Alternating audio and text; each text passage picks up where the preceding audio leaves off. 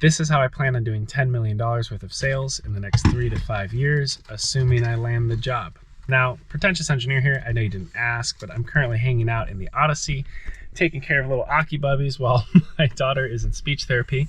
And I have a whole bunch of notes that I want to run through with you on a case study that I did for an interview last week, where I'd basically own the entire Chicago region for MedTech sales for a high-ticket consulting for an engineering firm that I worked with back in my J&J days. So I want to run through the exact same thing I pitched to them, which went very well, because if you're looking to build a sales organization, like a CRO kind of role where you're a chief revenue officer, you could leverage a lot of learnings from this, and I'm excited to help them engage this market. So before we jump in, for context, there'll be a video here or somewhere where I went through how to close $1,000 clients in under 30 minutes. This is what I'm leveraging in my community on a platform called Skool, where I help people build the life they desire, living where they want, loving what they do, and being paid well for it.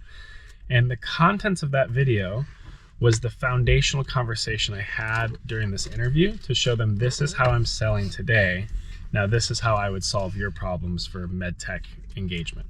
To provide a bit more context beyond that video, this company's exceptional. They do great work. I'm super excited to work with them. I hope it pans out. We're in salary negotiations right now. And they have zero presence in this region. So they are cold as can be, but they aspire to work with the companies that are based in Chicago, which is like in my back door, my backyard. And they have J&J, but they're trying to diversify into other MedTech companies, which is cool. So let's jump into it. First of all, the big five that I would target if I were moving into the role would be Abbott, AbbVie, Baxter, Medline, and GE Healthcare. They all have a strong presence in the Chicagoland area. I've actively applied to many roles at these companies as well, so I have some touch points, but I don't have the right touch points with R&D to actually sell engineering services yet. So the way that I would find touch points, besides just scrolling on LinkedIn, is through an organization called M-Hub Chicago, which I found online. They're basically a startup ecosystem. It's very similar to Shibuya Startup, which was a startup ecosystem in Tokyo that I tried to do a startup through when I was an entrepreneur in Japan. And what's great about it is they're like a hub for people trying to get businesses off the ground, and they have a MedTech accelerator program where they'll track with a handful of companies, about 5 to 10 companies, that they invest $200,000 in those companies. They give them about $30,000 worth of engineering services, but then they also bring in the heavy hitters from Baxter and AbbVie to provide coaching and consulting so that these companies succeed, and then M-Hub gets like 6% equity in these deals. So for me, I would just go to M-Hub once or twice a week, co-work in that space, build connections, connect with the MedTech accelerator folks, push the startups forward, and build in-person relationships IRL, or in real life. So that'd be kind of the first strategy I'd have for touch points. The second strategy is actually driving people towards a high-value leads magnet, making a community on Skool, which I haven't disclosed yet, that is targeting the MedTech spaces and providing value, and then creating a pipeline for them to become in proximity with the engineering services that this company that's hiring me for would be able to see. So I wanted to share kind of this curve of prospect wealth. And when I was initially connecting during the interview, I wanted to understand, like, how warm are your prospects in this region? And the answer was they're not. They're cold. There's nothing, right? They have one point of contact across all these companies. And I was like, so you have nothing going from the bottom up, you have nothing from the top down? And they're like, yes. And I was like, okay, so we need to build everything. Because initially the role they were looking at for me was like a technical account manager, where I'd manage one account and build out a presence there and get more sales. As we've continued to talk, and we'll see where we align, this is more of a CRO role, which is I need to be a mini chief revenue officer over the Chicagoland area, build out advertising, marketing, sales, ascension, and closing out prospects, and then getting them to upsell into future services. So it's kind of like end-to-end work, which I love. Like, architecturing that is going to be so cool. So when you think about a continuum from cold to hot, you can start with your LinkedIn cold outreach, which would just be putting in reps, or what I call laps, which are leads, appointments, presentations, and sales. I get this from Daniel Priestley. So I could start running laps, just scrolling on LinkedIn, making quick touch points and connections. Like, it's just brute force manual sales in the beginning.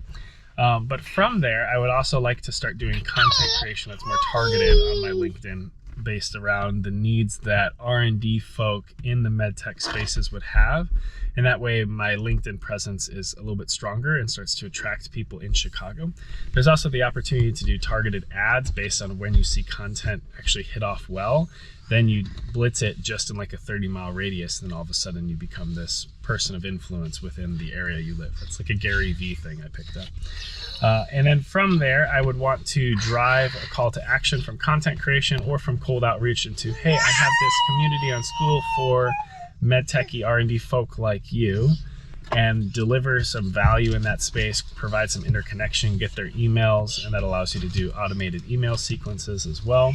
And then I would want to drive people towards a weekly webinar or hangout. I haven't fully laid this out yet, but this would be an opportunity to pitch the services that I could provide, that the company I would work for could provide, and bring people into proximity of that like each week. So I would be doing the same thing once a week, but as I bring more and more people in through this digital webinar, they'd be like, oh wow, this would be really helpful. And then you can start to close clients. I would also be collaborating in the MHub space. So ideally about halfway into this journey, I would become more of like a sponsor of projects or a mentor or coach for certain companies, which will give me an in both with the startups on the rise in the MedTech spaces, but also what we'd call the strategics, the companies that are actually have power and budget to do things that they want to do. Those are the ones we're targeting, because the goal is to get a certain amount of companies, I won't disclose this yet, at a silver level, which is like 250K annual in sales. And then gold would be, I think, 500K annual, or maybe it's $1 million. I got to double check. And then platinum is like, well, I have it written down somewhere. Let me check my magic sheet. This is for the next video. This is a sneak peek. So silver would be 500. Gold is, I just had it, $1 million. And then platinum is 5 million. Sorry, I had the levels wrong. So the goal is to eventually get up to 1 platinum in Chicagoland area, and then 3 golds, which would be $1 million a pop, and then like 8 silver. So that's what I'm building towards from an infrastructure perspective, which would get us to 10 million sales in the next 3 to 5 years. So from there, the MHub collaboration, we would then want to kick off small discovery scopes of work and the lighter, like 10K to 50K kind of deals, just to get people moving, delivering results, and then getting that word of mouth referral after the back is a big deal. But then after we deliver on those discovery scopes of work, we would actually want to go into like deeper, higher ticket contracts that are pushing into the 100, 200K kind of collaborations with more sustained interactions between this consultant and these larger strategics. And then from there, we get raving fan word of mouth, both from on the ground engineers or project directors that need this kind of support, but then also strategic partnerships with the VPs, business dev, those kinds of folks that really recognize we're the right partner to move forward with for longer term business investments. And those word of mouth referrals would then create these virtuous loops within the Chicagoland area. I think we're doing good on time. I got 10 more minutes. We'll go fast.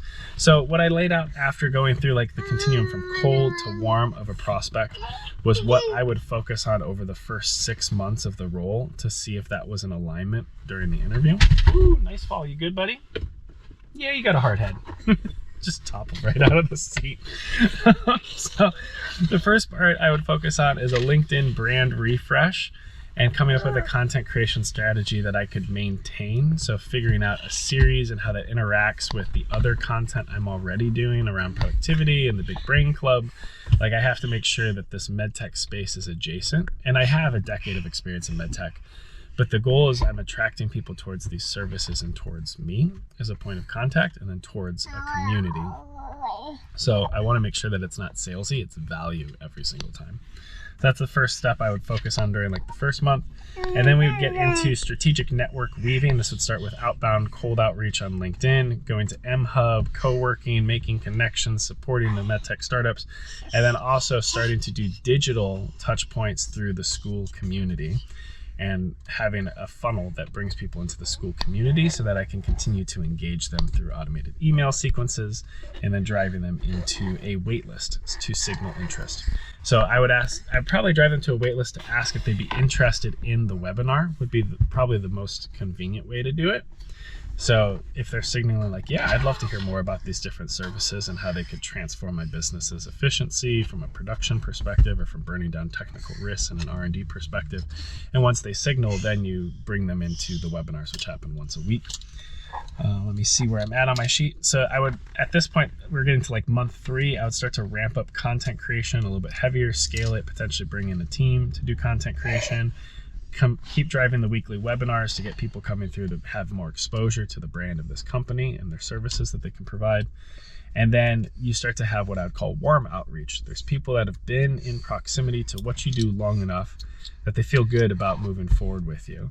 So I would start to close those warm leads on discovery scopes of work. So I don't like to sell cold because it doesn't make sense. Like, you have to provide value over a sustained amount of time, little by little. Japanese, it's like Ippu, oh shoot, I forgot. I was gonna say Ippudo, which is ramen, my favorite ramen restaurant. I gotta move back to Japan. Ippo. It's like step by step. So you want to help them become aware, experience value, experience trust, build a relationship with me because we buy from people we trust and enjoy. And then when that happens long enough, then you can close a $50K deal, a $100K deal, a $500,000 deal of collaboration.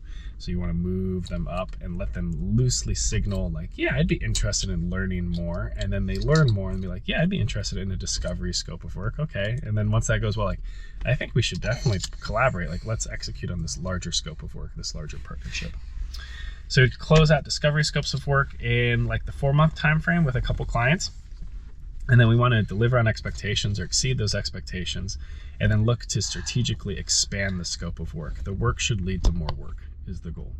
And that's going to allow you to increase your LTV or lifetime value without really adding much to your CAC, which is your cost of acquisition of a new client.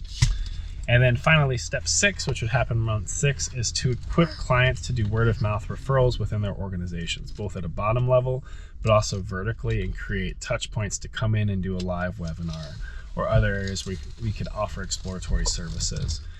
Getting into different sub-franchises or teams is kind of the game. So that's how I would build a $10 million system for a engineering consultant firm that's looking to have better penetration in the Chicagoland MedTech space.